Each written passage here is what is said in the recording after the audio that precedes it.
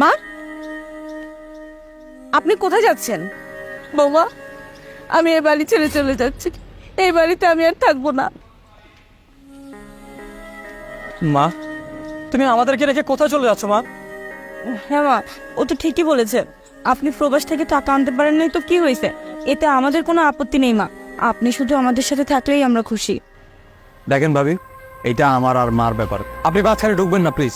আর মা, তোমার কাছে আমি টাকা চেয়েছি, মানে টাকা দিতে হবে। আমি ব্যবসা করব, এখন আমি জানি না তুমি কিভাবে টাকা ম্যানেজ করবে। জাস্ট টাকা ম্যানেজ করতে হবে, আমার টাকা লাগবেই। বাবারে, তুই আমারে ক্ষমা করে দে বাবা।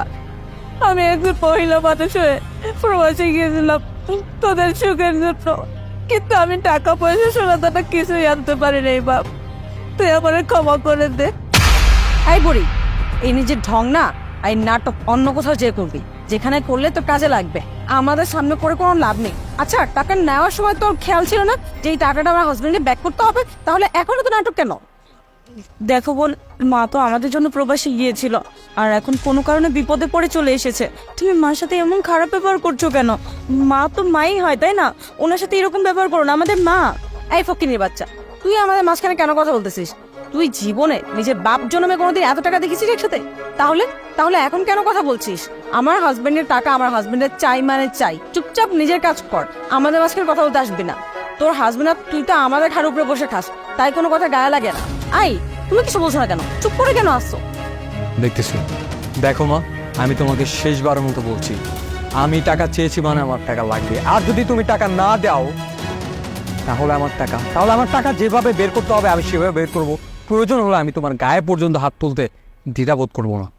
এই তুই আদব, কি বললি? তুই সামান্য টাকার জন্য মায়ের গায়ে হাত তুলবি?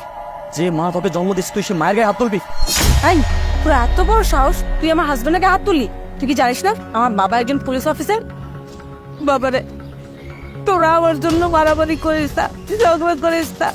বাবারে, তোর টাকা আমি দিয়ে দেবো, আজকে সন্ধ্যার মধ্যেই দিয়ে দেবো। দরকার হলে আমার কিডনি বিক্রি করে দিয়ে দেবো। মা, মা দয়া করে তুমি আমাকে ফেলে রেখে চলে যাও না মা। মা, আমি তোমার সাথে যাবো মা।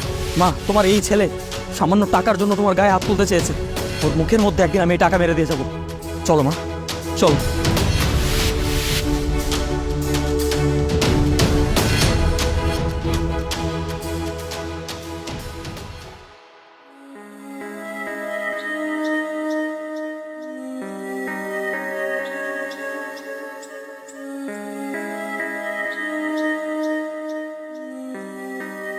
কি হলো মা, আপনি দাঁড়িয়ে পড়লেন কেন? ও আচ্ছা, আপনি কি আবার ওই বাসায় ফেরত যেতে চাইছেন? দেখেন মা, যে বাসা থেকে আপনাকে এত অপমান করে বের করে দিয়েছে, সে বাসায় কিন্তু আমি আপনাকে যেতে দিব না। তুমি হয়তো ভুল ভাবতেছ, মা আসলে ওই বাড়িতে যাওয়ার জন্য থামেনি। মা চিন্তা করছে এতগুলো টাকা সে তার ছেলেকে কিভাবে ফিরিয়ে দিবে। মা, তুমি চিন্তা করো না, তোমার কিডনি বিক্রি করতে হবে না। আমি আমার কিডনি বিক্রি করে হলেও তোমার এই টাকা আমি শোধ করে দিব। চলো মা।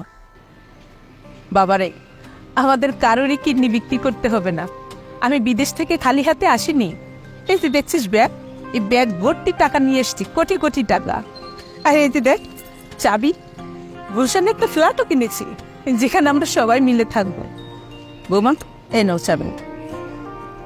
এই নে বাবা, এগুলো তোর। এইখান থেকে ও যে টাকাটা পাবে এটা ওকে দিয়ে দিই।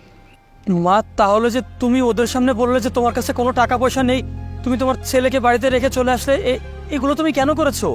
বাবারে, আমি যখন আসলাম, এসে আমি চিন্তায় পড়ে গেলাম যে আমার এই টাকার মালিক কে হবে, আমি কোন ছেলেকে দিব, তাই বুঝতে পারছিলাম না। সেই জন্য আমি নাটকটা সাজালাম। এখন দেখলাম যে এই পরীক্ষায় তুই পাশ করেছিস, ও ফেল করেছে, তাই এইখানে যত টাকা আছে সব টাকা তোর। ও যে টাকাটা পাবে এটা ওকে দিয়ে বাকিটা তুই রেখে দে। বুঝতে পেরেছি মা। যাক, তুমি যেটা ভালো মনে করেছো তুমি করেছো। চল। চল বাবা।